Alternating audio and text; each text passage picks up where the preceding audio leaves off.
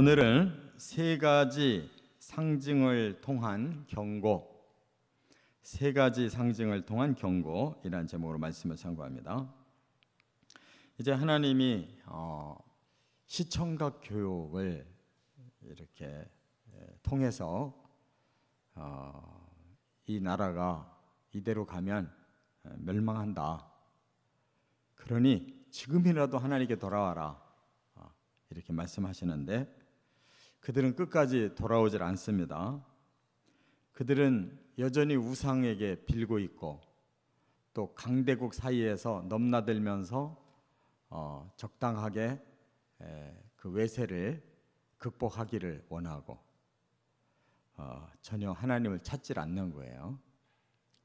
그래서 지금 이 상황은 이제 마지막 그 멸망으로 치닫는 세 번의 그 침략을 당합니다. 그래서 BC 605년에 바벨론이 1차 침략을 해요. 그리고 BC 597년에 2차 침략을 하고 그다음 마지막에 BC 586년에 3차 침입을 해서 완전히 망하는 거예요. 지금 이렇게 침략을 당하기 직전이에요. 그러니까 하나님이 그걸 눈으로 보시는데 지금 여기 백성들, 지도자들은 그게 안 보이니까 막상 닥쳐야 알지 안 닥치면 모르잖아요. 그러니까 그것을 마치 닥친 것처럼 상징을 통해서 보여줘요. 이게 시청각 교육이에요. 그런데도 그들이 끝까지 자기들 생각을 버리질 않습니다. 그래서 계속 교만하다 계속 지금 강조하시는 거예요. 사람은 왜 망하냐? 교만해서 망해요.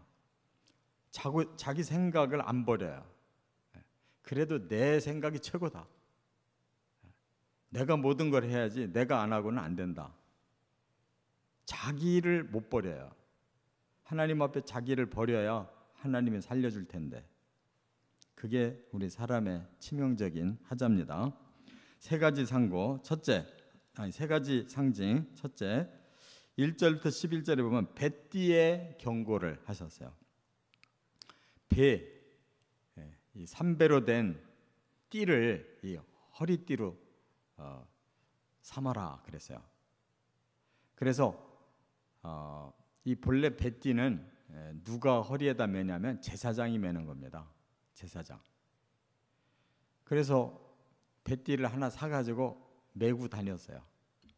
그랬더니 하나님이 너 그 배띠 가지고 저 유브라데로 올라가서 바위 틈에다가 숨겨라 그랬어요. 근데 여기 예루살렘 쪽에서 유브라데를 가는 거는 굉장히 멀어요. 지금 이라크 나라에 유브라데 강이 지금도 흐르고 있거든요. 그 유브라데 강으로 가라는 거예요. 가서 강가에 바위 틈에다가 집어넣고 오래요. 그러면 400km가 넘어요. 여기서 부산 가는 거와 같아요. 근데 지금은 뭐 KTX 타고 가니까 2-3시간이면 가지만 옛날에 그 400km를 넘게 가려면 몇 달씩 걸려야 되는 거예요. 갔다가 와야 되잖아요. 왕복 800km가 넘어야 돼요. 그 배띠 하나를 거기다가 숨기려고 갔다 오는 거예요. 참 선지자 일하기 힘들어요. 호세아 같은 경우는 아예 음녀랑 결혼을 하라고 하질 않나. 그러니까 선지자가 희생이 돼가지고 그 메신저 역할을 하라는 거예요. 그래서 갔다 왔더니 또 한참 지나니까 다시 가래요. 다시 가서 배띠를 찾아오라는 거예요. 배띠를 가서 찾으려고 하니까 이 배띠가 다 썩어 있더라 그 말이에요. 그리고 하나님이 이제 메시지를 주시는 거예요. 내가 유다와 이 왕들과 이 백성들을 이렇게 썩게 할 거다. 그러면 이게 도대체 무슨 뜻이냐? 배띠를 허리에 두르라고 하시면서 하나님이 내가 유다를 나의 허리띠로 삼았다. 이렇게 말씀하시거든요. 그럼 어떤 허리띠냐? 제사장의 허리띠라는 거예요. 너희는 나의 제사장이다. 나의 제사장의 사명을 내가 준 자들이다. 그 제사장 사명이 뭐예요? 하나님과 사람 사이의 중보자잖아요. 이스라엘을 왜 선민 삼았느냐면 이 세상 사람들, 타락한 자들을 하나님 앞으로 인도해서 구원시키라고 제사장으로 삼은 거예요. 제사장은 사람들의 죄를 씻는 일을 하는 거예요. 그리고 구원받은 자를 축복하는 사역을 하는 거예요. 그런데 제사장이 먼저 타락해버리면 그 남은 백성을 어떻게 구원시키냐 말이에요. 뱃띠가 썩어버렸다. 제사장이 사명을 잃어버리고 그들이 타락해버렸다. 그래서 하나님은 그들을 썩히게 했다는 거예요. 그러면서 너희들의 교만을 내가 이렇게 썩게 하겠다. 그 원인이 뭐냐면 교만 때문에. 하나님의 사명자라고 그러면 하나님 말씀대로만 살고 그 말씀만 실천하면 하나님이 귀하게 들어 쓰려고 했는데 그놈의 교만 때문에, 자기 고집 때문에. 그래서 목이 곧은 자들이다. 완고한 자들이다. 여기 오늘 본문에도 마음이 완악한 자들이다. 아주 자기가 최고예요. 여전히 이스라엘이 지금도 안 돌아오는 것은 지금도 자기들 멋대로 말씀을 해석해놓고 메시아가 아직 안 왔다는 거예요. 그래서 그 교만이 마지막까지 이렇게 오고 있어요. 그래서 이스라엘은 이제 마지막 7년 대환란이 남아있는 사람들이에요. 이처럼 교만이라고 하는 것은 언젠가는 그것 때문에 망하는 것이다 하는 것을 말씀하고 있어요. 그래서 너희는 교만하고 마음이 완악하고 다른 신을 섬겨서 하나님의 이름과 명예와 영광을 내버렸다. 그러므로 나도 너희를 버린다. 이렇게 말씀합니다. 두 번째, 12절부터 14절에는 가죽 부대에 가득 찬 포도주 경고. 가죽 부대에 가득 찬 포도주의 경고. 이걸 말씀했어요. 자, 가죽 부대마다 포도주를 잔뜩 담아 놓으라 그랬어요. 그러면 결국 뭐 하라는 거예요? 사람들이 그거 잔뜩 퍼먹고 술에 취한다는 거죠. 가죽 부대마다 막 술이 가득해. 그런데 왕들도 여기 제사장들도 지도자들도 백성들도 딱 그 술을 퍼먹고 술에 잔뜩 취했어요. 그러고 나니까 그냥 모든 것이 혼란해져 가지고 자기들끼리 충돌한대요. 심지어 부자지간에도 충돌한대. 그러니까 그만큼 죄악에 취한 자들은 분별력이 없는 거예요. 사람이 어디에 취해버리면 정신을 잃어요. 그럼 비정상적인 행동을 하는 거예요. 술에 취한 정도도 그런데 죄악에 취해보세요. 아주 죄를 노골적으로 즐긴다고요. 사람들이 죄 짓는 맛에 산단 말이에요. 거기에 쾌락이 있고 거기에 자기 성취욕이 거기에서 나오니까 다 본능적으로 돌아가는 거예요. 이런 죄악에 완전히 취한 자, 그때 하나님은 긍휼도 끊어버리고 사랑도 끊어버리고 멸하겠다, 그렇게 말씀했어요. 대개 이 법도 술 취한 사람, 술 취해가지고 죄를 범하면 좀 감해주잖아요. 저 사람 술 때문에 그랬다. 그런데 하나님은 감해주질 않겠대요. 긍휼도 끊어버리고 사랑도 끊어버리면 너희들은 망한다, 이렇게 말씀했어요. 세 번째, 15절부터 17절까지는 어두운 산의 경고. 산이 어두워졌어요. 왜? 해가 져서.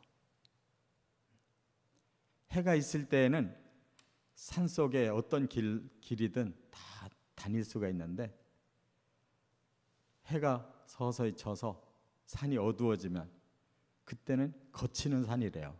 거치는 산. 갈 수가 없는 거예요.